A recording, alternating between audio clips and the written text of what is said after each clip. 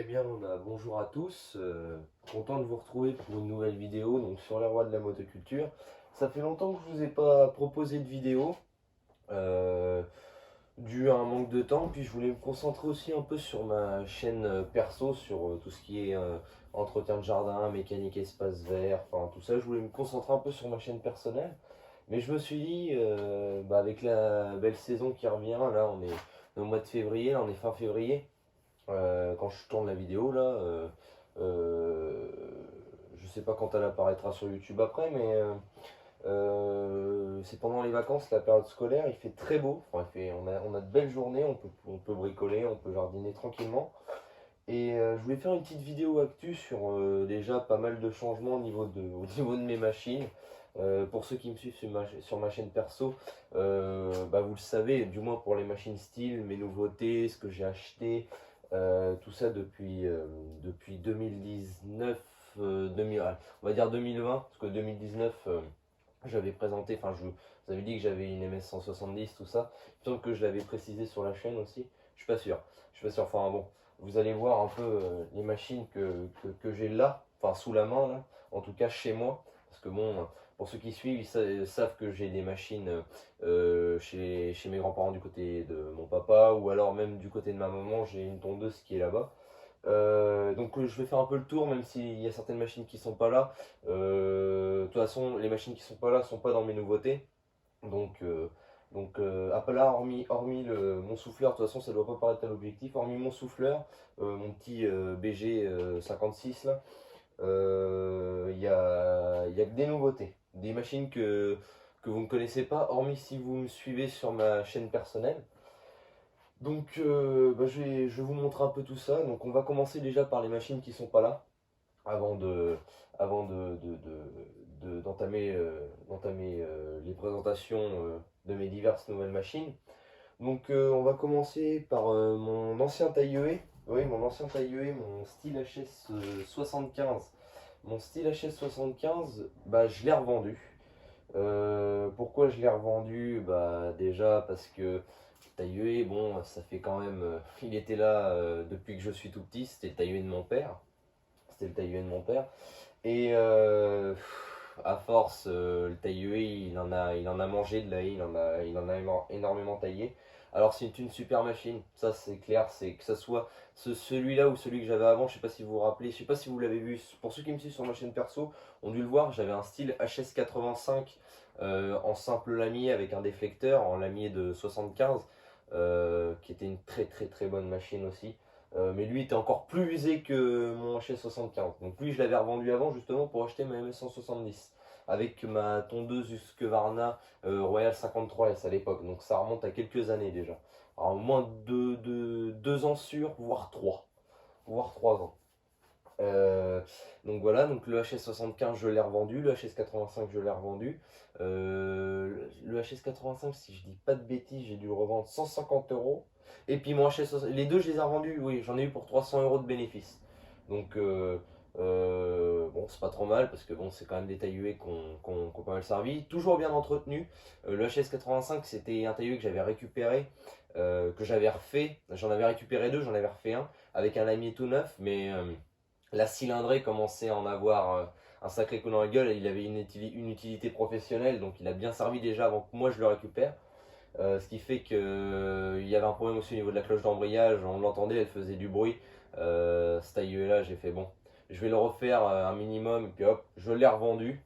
Ça un particulier, donc je l'avais prévenu au niveau de la vente, hein, je lui ai dit, on a parlé un peu, je lui ai dit, il a toujours bien été entretenu, je lui ai expliqué bon, les problèmes, il m'a dit, il n'y a pas de souci, s'il connaissait un peu en mécanique, de toute façon il l'a entendu, hein. Quand je le mettais en route, le tailleur au ralenti, on l'entendait, la cloche d'embrayage, on l'entendait ding ding ding ding ding.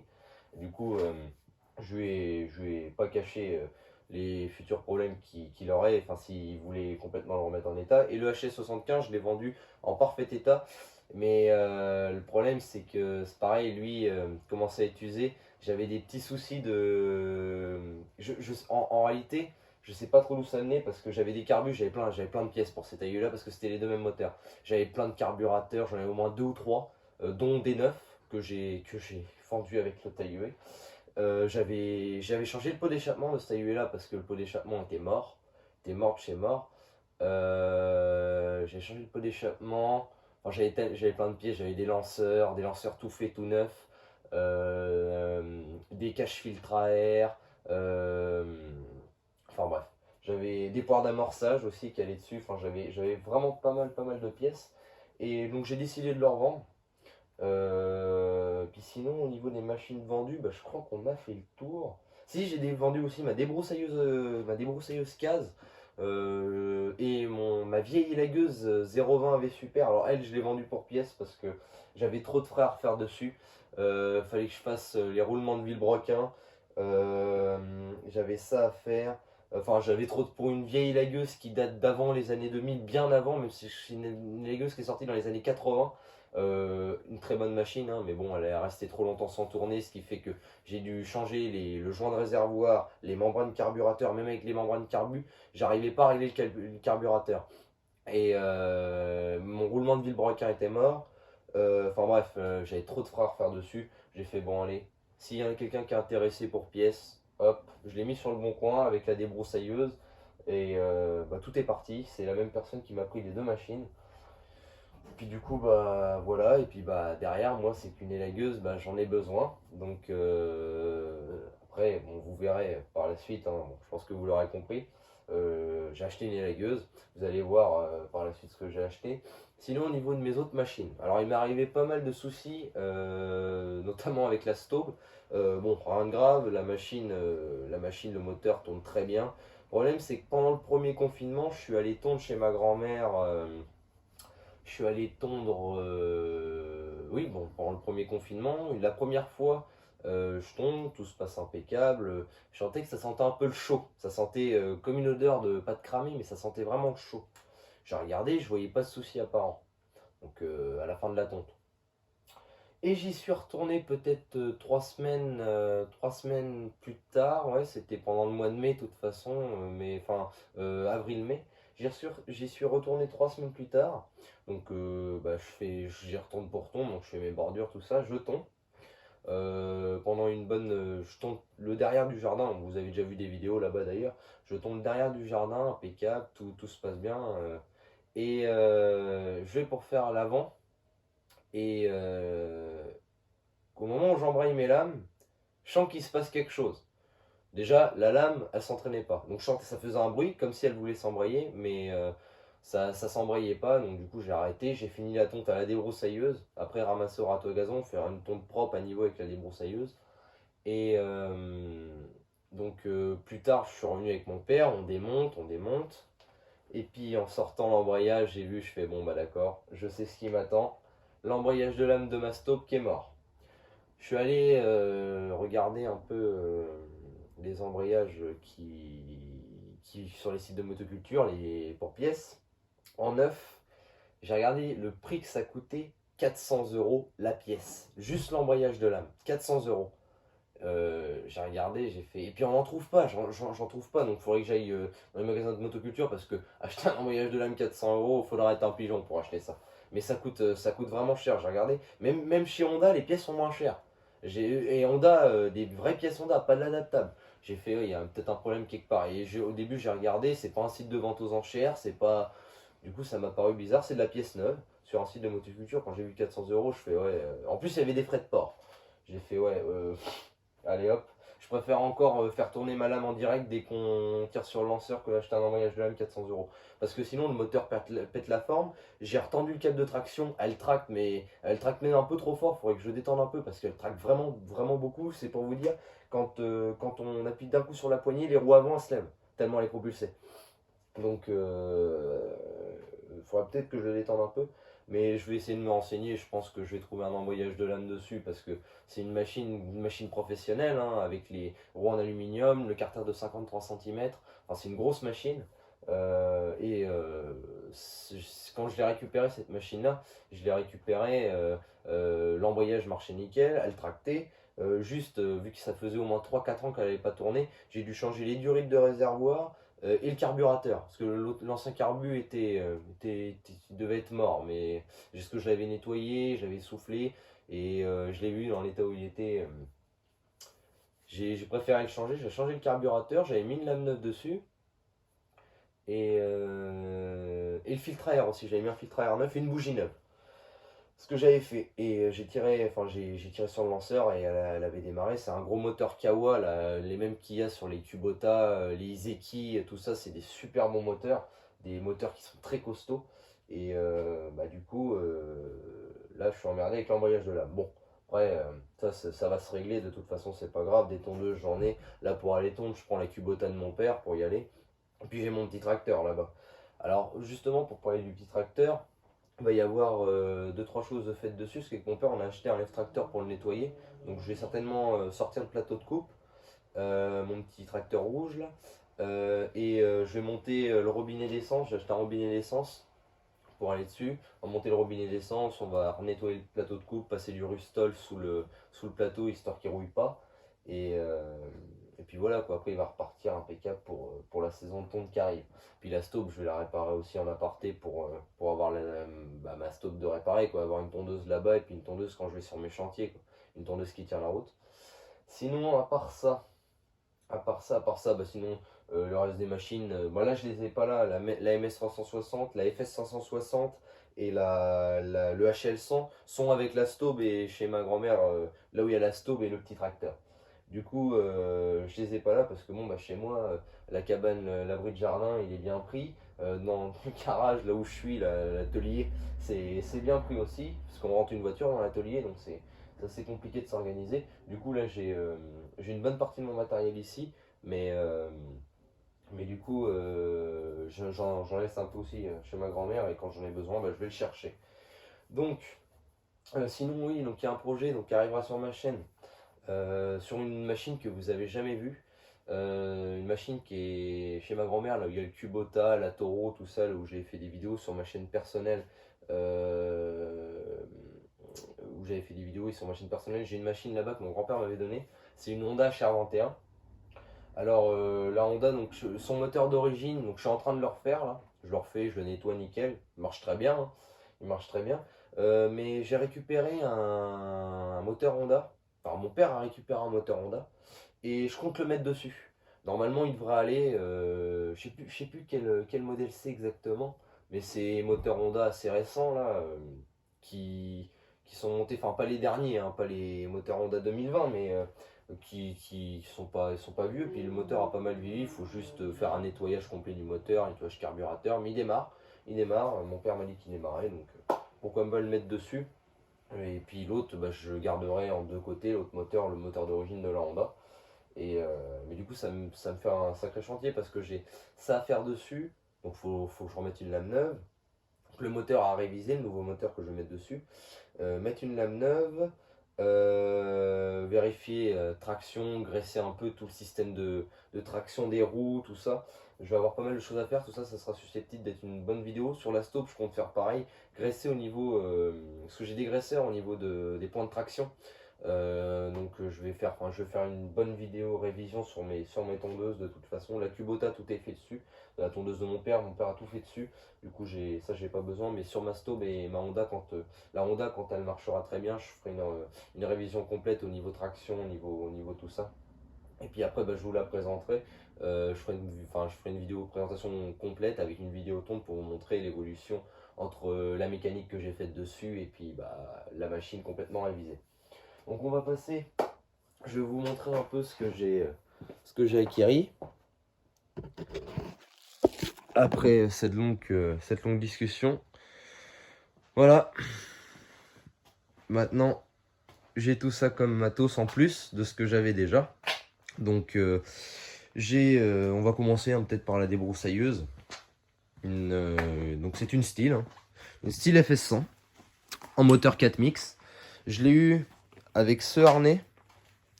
La personne qui me l'a vendu avec ce harnais. La machine a, pour ainsi dire, pas tourné, elle est pour ainsi dire toute neuve. Et ce harnais là est vraiment génial parce qu'il me maintient bien le dos. En dorsale, c'est super. Et la machine, même avec j'ai testé parce que j'ai un autre harnais avec la FS 560, un gros. Même avec celui-là, la machine, la 560, je la sens pas.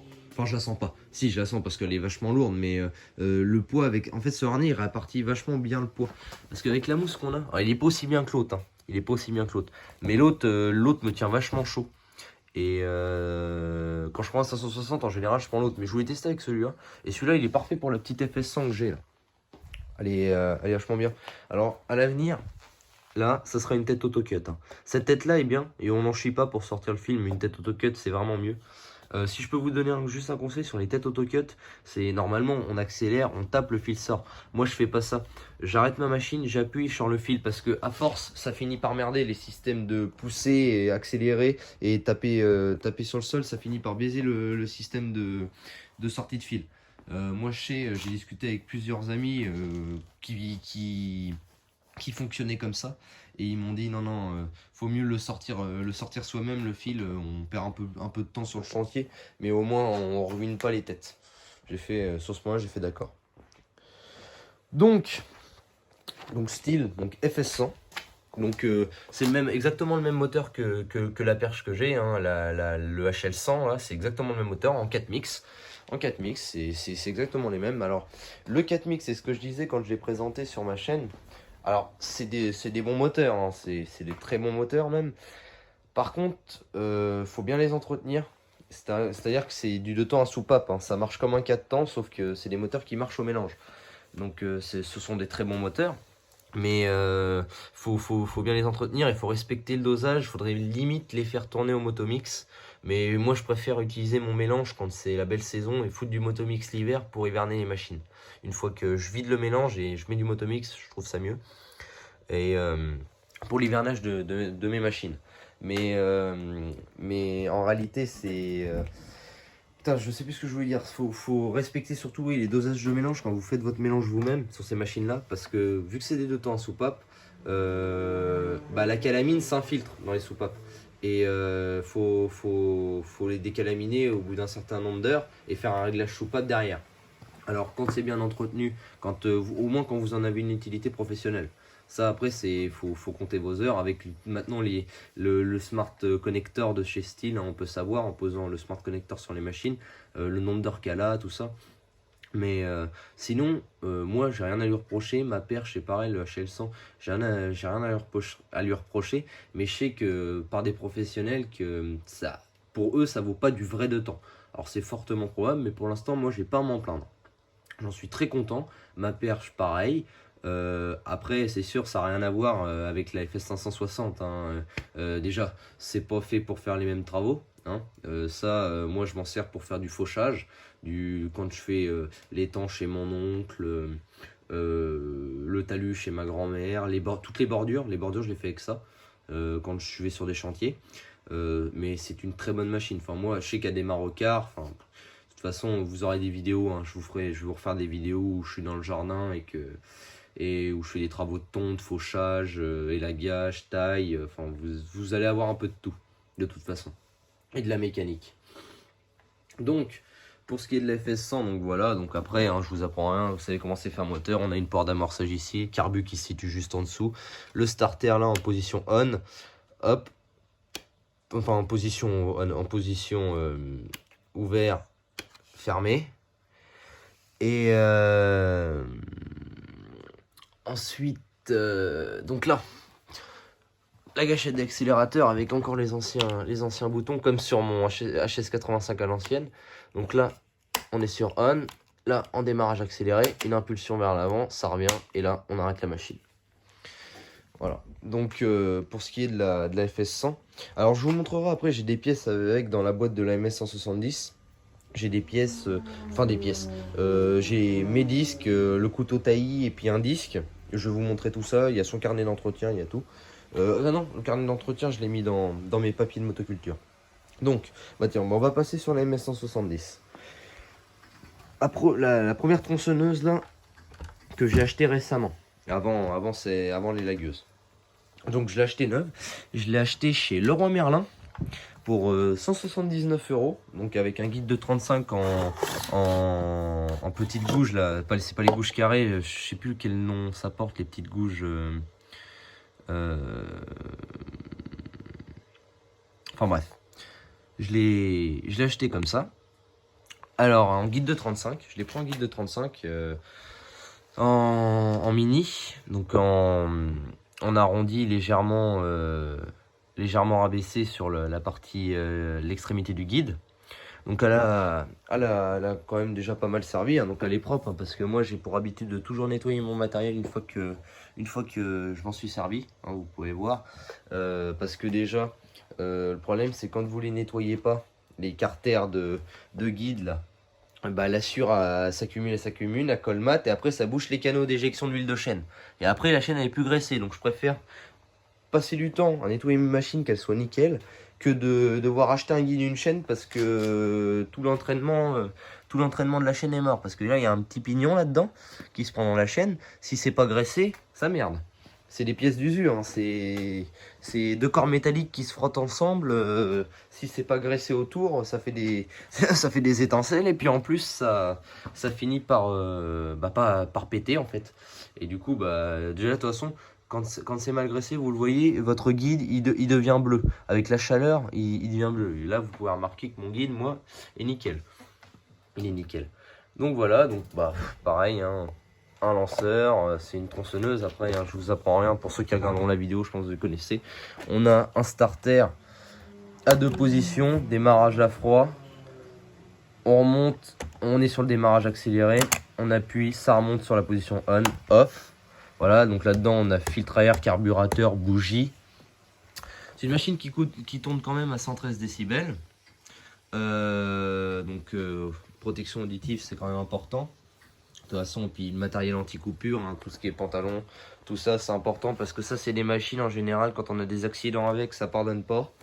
Donc, faut mieux se méfier, faut mieux prévenir que guérir, comme on dit.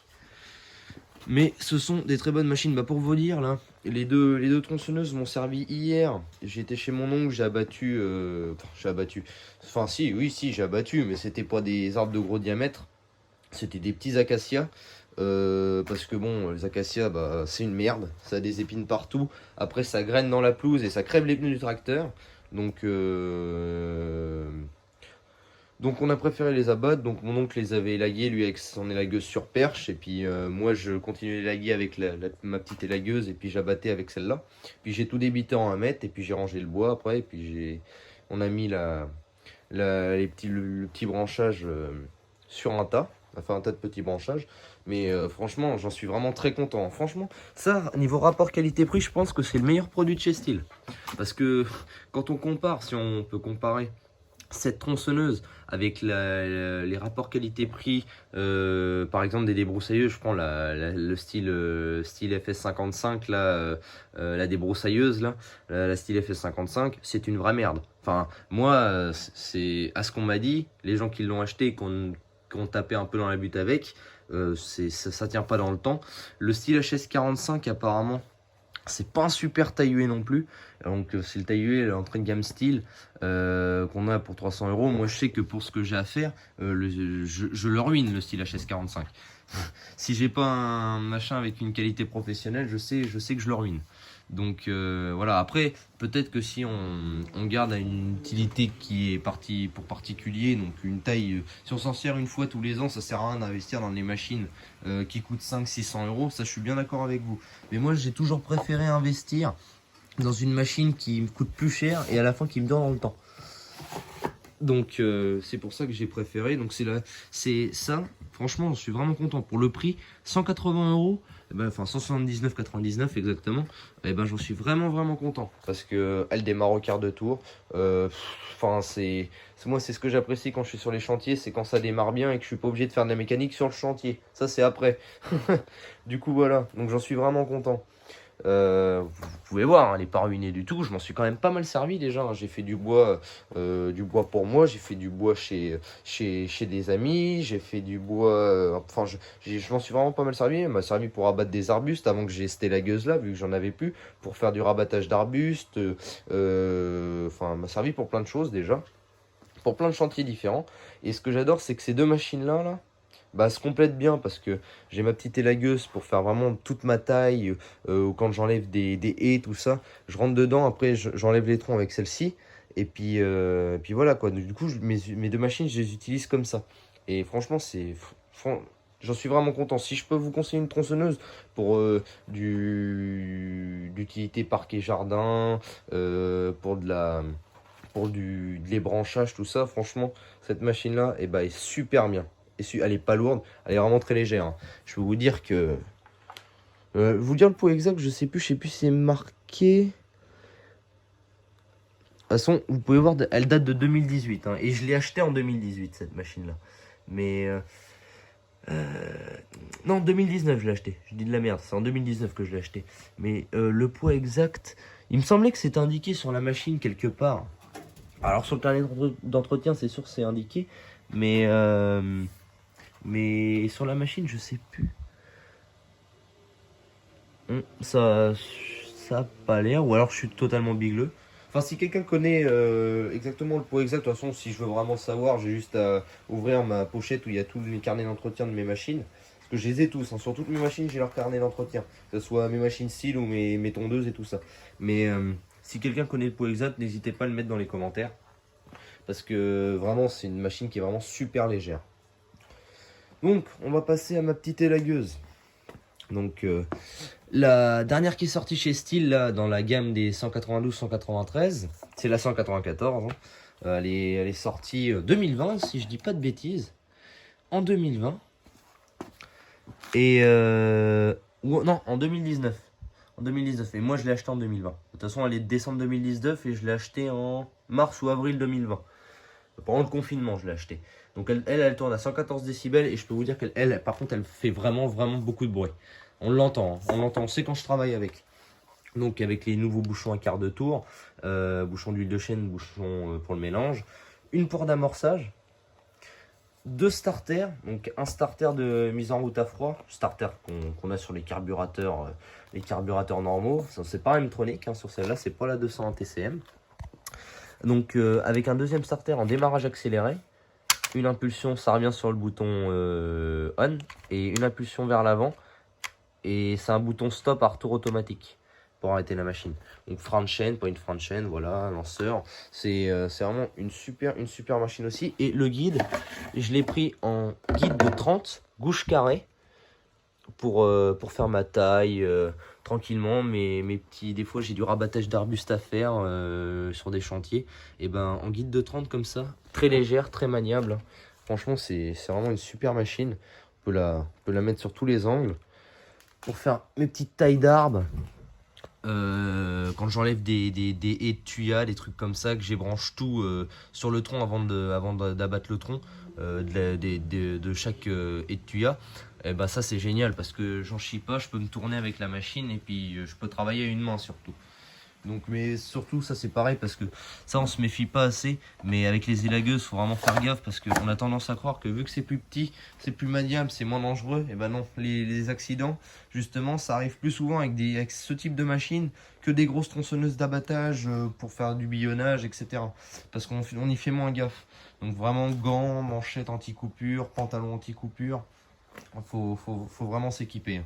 Vraiment s'équiper parce que moi ça m'est jamais arrivé personnellement, mais ça arrivait à mon père et il s'était entaillé sur la main. Enfin moi je vais pas rentrer dans les détails, il a toujours tous ses doigts et sa main, mais je peux vous dire ça fait bizarre. Après la rééducation c'est pas facile, faut vraiment faire gaffe parce que ça je pense que dans toutes les machines motoculture, les tronçonneuses, bah c'est avec ce genre de machine qui arrive le plus de conneries parce que bon à la rigueur avec ça, si on se protège pas les yeux, on peut perdre la vue, se crever un œil avec une pierre qui nous revient dans la gueule. Mais ça, on peut se couper une jambe, se vider de son sang. Je pense que c'est les seules machines qui pourraient donner la mort. Je pense que c'est ça. Après, bon, c'est sûr, hein, faut pas le chercher non plus. Hein, mais moi, je sais que je fais gaffe. J'ai pas toujours mes équipements adaptés sur moi. Mais j'y fais vraiment attention parce que j'aimerais pas que ça m'arrive. Donc là, bon, alors lui, vous le connaissez, parce que ça, je le présente plus, mon souffleur. Le souffleur, je l'ai depuis longtemps. C'est le souffleur de mon père, de base, mais on l'utilise tous les deux. Moi, sur chaque chantier, je l'emmène, c'est indispensable. Un petit souffleur comme ça, quand vous faites ce que je fais, c'est vraiment indispensable, parce que rien, quand je tonds, quand je fais les bordures et tout ça, qu'il y a de l'herbe qui revient sur les terrasses, ça, c'est clair que je repousse. Oh putain, j'arrive même plus à parler. Je repousse l'herbe sur le gazon Et puis bon, bah derrière, c'est impeccable quoi. Ça laisse les chantiers propres. Quand je fais de la taille, c'est pareil. Franchement, bah lui, je le présente plus. Je l'ai ramené là parce que je l'avais sous la main. Vu que j'ai toujours chez moi, lui. Et pour terminer, bah ça, c'est mon dernier investissement qui date de septembre ou octobre. Je ne sais plus, 2020. Dernier investissement que j'ai fait. Avec la revente de mon style HS75 et puis de ma débroussailleuse case et puis de mon élagueuse, j'ai acheté, j'ai acheté cette machine quoi. J'ai acheté un style HS80R d'occasion, mais attention, tailleur, il appartenait à une petite grand-mère, son mari l'avait acheté. Pauvre, j'ai appris l'histoire de cette machine. Le mari est décédé, le tailleur, il a jamais bougé. Et puis c'est un de ses voisins qui l'a mis sur le bon coin. Elle lui avait demandé de le vendre. Il l'a mis sur le bon coin. Et puis j'ai trouvé cette annonce. Je l'ai acheté dans la Sarthe.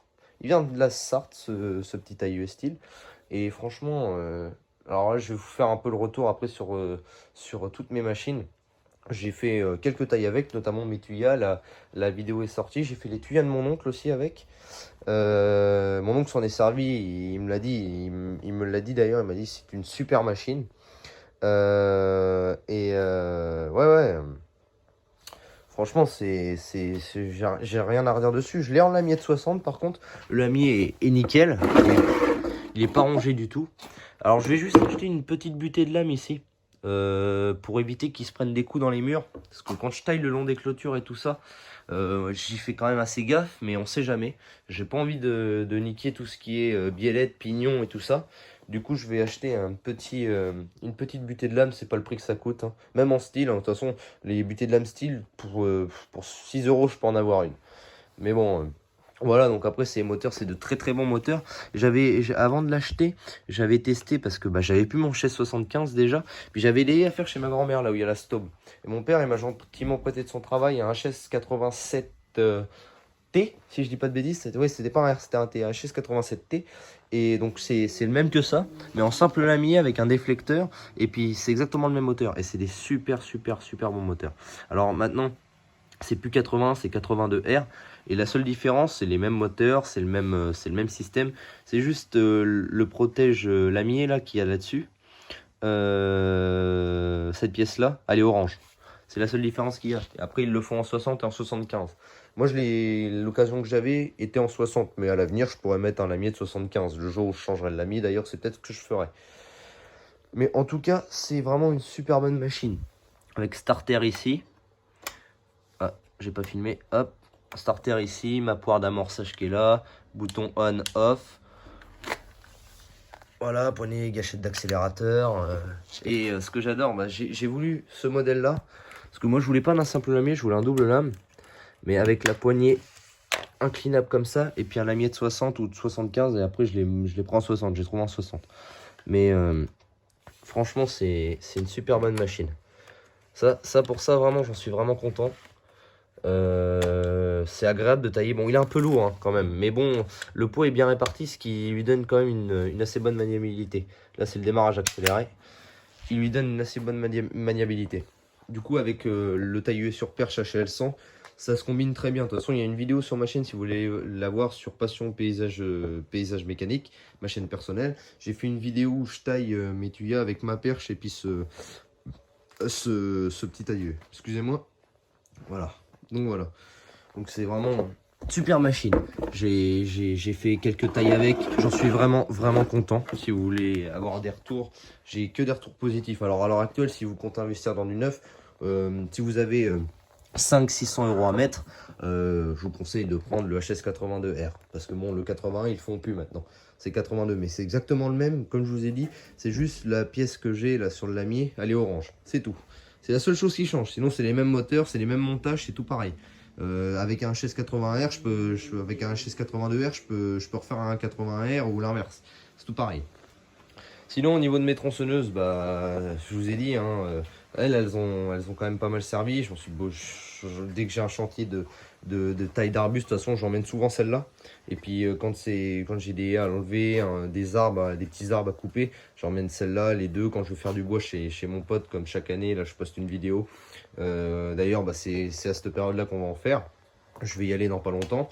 Vous aurez d'ailleurs une vidéo 2021. Ça, je tiens à préciser. Bon, ça sera sur ma chaîne perso, ça. Parce que j'ai toujours eu l'habitude de le poster sur ma chaîne perso, vous verrez. Mais en tout cas, le retour que j'ai à faire sur ces deux tronçonneuses, c'est vraiment des super machines. Alors, pourquoi j'ai acheté la 194T? Parce que une 200 TCM, pour moi, ça, j'en ai pas l'utilité. Je suis pas élagueur professionnel. La machine est quand même à 600 euros, donc il faut pouvoir quand même le rentabiliser. J'en avais pas besoin. Je fais quand même, je m'en sers pas mal de mes tronçonneuses, mais je fais quand même moins de bois, par exemple, que Louis, tout ça. Louis, lui, forcément, lui, il a l'utilité de sa machine avec sa MS362, si je dis pas de bêtises. Lui, il en a l'utilité. Moi, j'en ai l'utilité, mais pour ce que je fais, c'est-à-dire de l'entretien. L'entretien, c'est pour ça d'ailleurs que je ne l'ai pas pris en guide de 35. Celle-là était déjà en guide de 35. Elle, j'ai pris qu'en guide de 30. C'est vraiment pour ma petite taille, mon petit ébranchage. D'ailleurs, des fois, même pour les branchages, je la prends même pas. Je préfère prendre ça parce que je me baisse moins et je me dis que moins le dos. Et ça, je m'en sers vraiment souvent que pour le rabattage d'arbustes, quand j'enlève des haies, quand je fais mon petit élagage de petits arbres, enfin tout ça. Je fais vraiment que pour ça. Après, je fais pas de gros démontage. Je suis pas non plus. Alors, j'aurais pu prendre la 150 TC, mais pareil, elle est plus chère que celle-là. Et vu que c'était la dernière, je me suis dit, je vais me laisser tenter par celle-là. Elle me plaît bien. Et puis j'ai décidé de prendre celle-là. C'est vrai que j'aurais pu prendre la 150 TC avec le petit guide, les petites, avec petite chaîne exprès pour la taille. J'aurais pu prendre ça, mais j'ai préféré prendre celle-là, investir dans celle-ci. Elle était moins chère. Je l'avais achetée sur un site de Smaf Tusso, 100 euros moins cher que chez mon revendeur. Franchement, je préférais. Ce site-là est vachement bien. Les machines sont moins chères, elles sont neuves. Et vous les recevez. J'avais commandé, je me souviens, un vendredi, je l'ai reçu le lundi matin. Et j'en suis vraiment très content. Et puis bah, au niveau de la débroussailleuse, pareil, elle a plusieurs heures de fauchage et de bordure. Celle-ci, j'en suis vraiment, vraiment content également. C'est un très bon produit. Après, comme j'ai dit, pour une utilité vraiment pro, à servir tous les jours, je sais pas si le 4 mix, c'est un bon investissement. Je vous le dirai au fil du temps. De toute façon, pour les gros travaux, j'ai la grosse FS 560. Donc quand on rentre dans de la grosse ronce avec épaisse, des travaux forestiers en réalité. Pour de la ronce, celle-là, je peux l'utiliser, hein. Elle est assez puissante pour faire de la ronce, hein. Mais à la fin de la préserver, je préfère l'utiliser pour faire des bordures, du fauchage d'herbe. C'est amplement suffisant. Mais j'ai tout le matériel pour faire de la ronce avec, hein. Attention, je peux l'utiliser pour faire de la ronce. Du coup voilà, donc je voulais vous montrer aussi. Alors bah justement, donc là, ah oui, j'ai pas précisé. Vous avez pu constater que j'avais des boîtes. Ces boîtes-là, c'est pour mes tronçonneuses. J'ai fait, donc c'est des boîtes faites maison, hein, avec les poignées. J'ai des poignées sur mes deux boîtes, hein, de chaque côté des boîtes. Pourquoi j'ai fait faire des boîtes? Parce que quand je les transporte dans ma voiture, et ben au moins elles chavirent pas, elles se cassent pas la gueule, les machines. Donc c'est juste pour les protéger afin qu'elles tanguent pas quand je me rends sur mon chantier ou que bah, je les traîne en voiture, justement, les machines. Donc elles sont dans leur boîte, impeccable. C'est des boîtes faites sur mesure pour les machines. Et j'ai mis également mes pièces de débroussailleuse dedans. Donc j'ai... Oh merde. Putain, je l'avais pas vu. Alors, ce que je vais faire, c'est que je vais sortir le sac. Ça va être plus simple. Je vais vous poser. Alors, il n'y aura pas de coupure, hein. Je ferai pas trop de montage. Je ferai pas trop de montage là pour cette vidéo. Hop. Je vais vous poser comme ça. Alors peut-être pas comme ça parce que ça risque de se casser peut-être sur la tronçonneuse. Non, ça va pas non plus. Bah, je vais vous poser sur l'autre boîte, hein. Tant qu'à faire.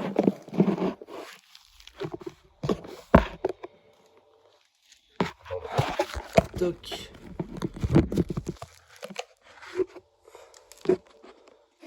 Voilà. Là, vous devriez être pas trop mal. Alors.